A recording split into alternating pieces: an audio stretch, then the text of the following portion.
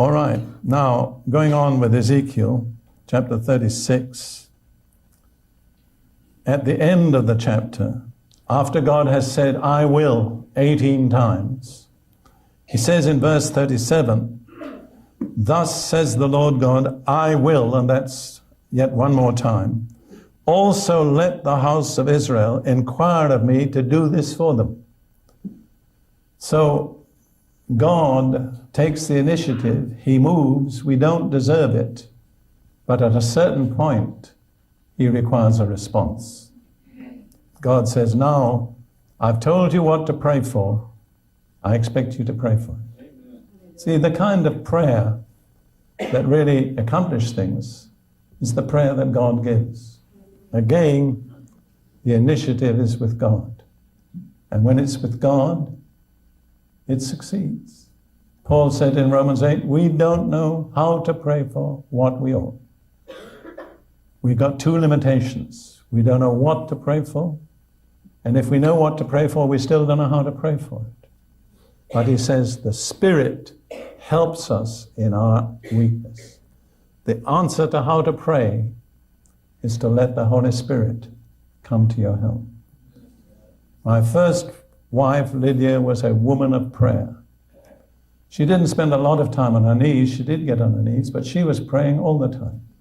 She was praying when she washed diapers, when she stirred the soup. She was a woman of prayer. And when people asked her, how do you pray?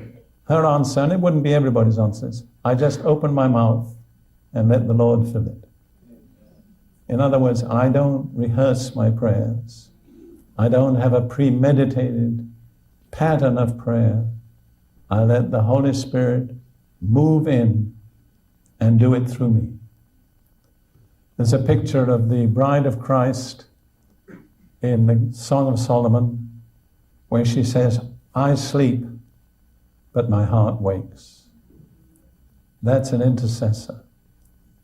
That's someone who's praying even while they're asleep. I used to say of my first wife, and it's equally true of my second wife, you know, the Buddhists have what they call a prayer wheel. When they want to pray, they start turning their wheel, and that's praying. I say, my wife is my prayer wheel. I preach, she prays. Now, that's not exhaustively true, because I do pray also. But I don't have that total ability to turn loose and pray at any time. I got things pretty carefully categorized, and I do the right thing at the right time.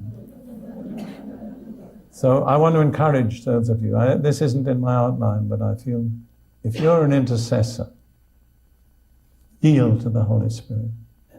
Learn to be sensitive to the Holy Spirit. Let him pray the prayer that God wants to hear. See, the real secret of intercession is letting God give it to you, then giving it back to God. All right, now we just have a few moments left. I want to say three more things from this parallel between Israel and the church. The restoration, the restoration of Israel in Ezekiel 37 is compared to the reuniting of bones into a body. You know, the vision of the valley of dry bones. And there are three successive phases.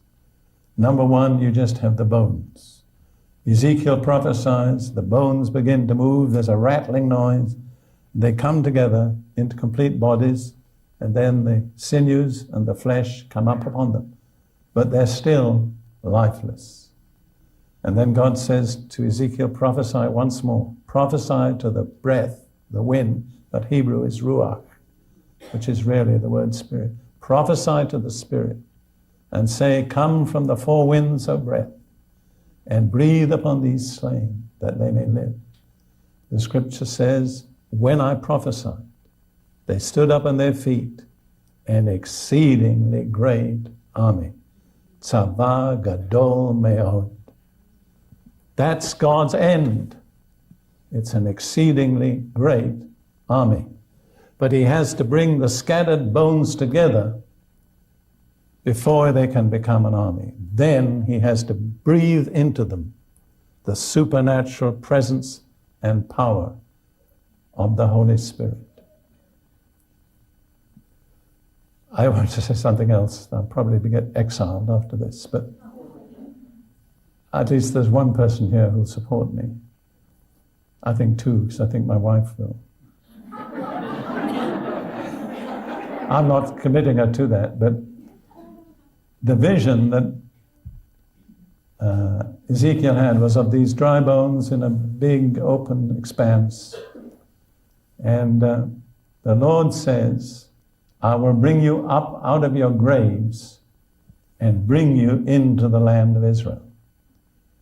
Now, forgive me, but I think there are a lot of Jewish believers who've come up out of their graves, but they're still in the graveyard.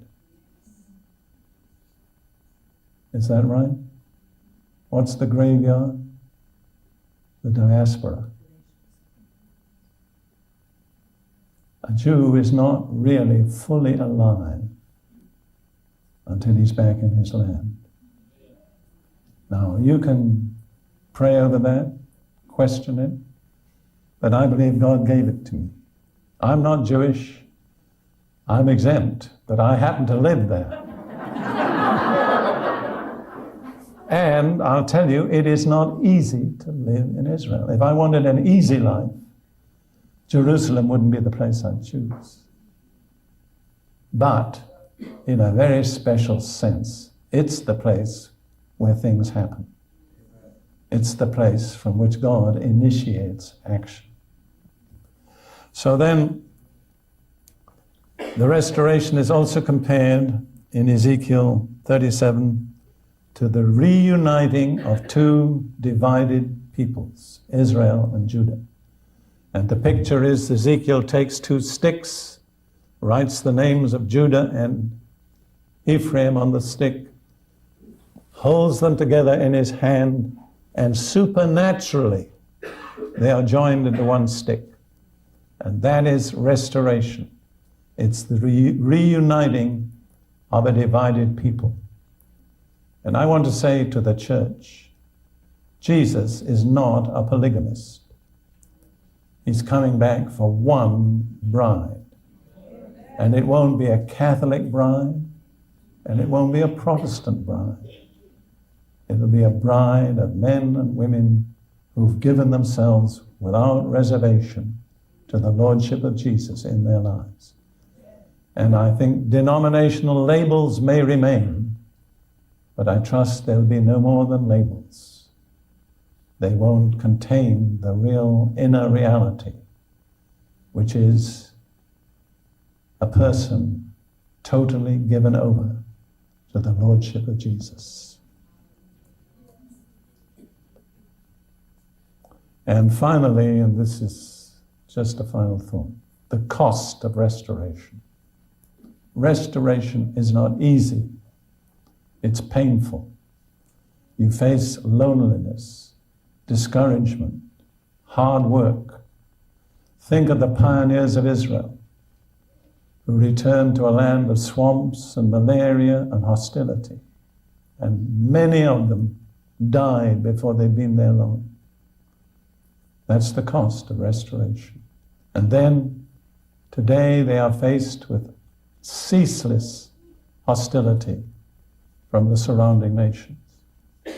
And I just want to say I'm impartial.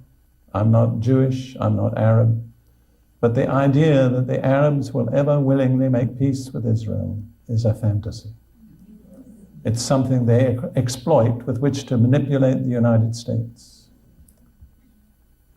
And any significant Arab leader that did make peace would follow the fate of Sadat. That's right.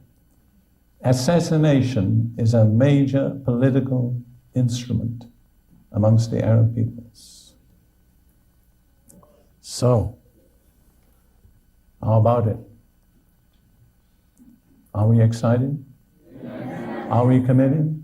Yes. Do we want to line up with God's purposes? Yes.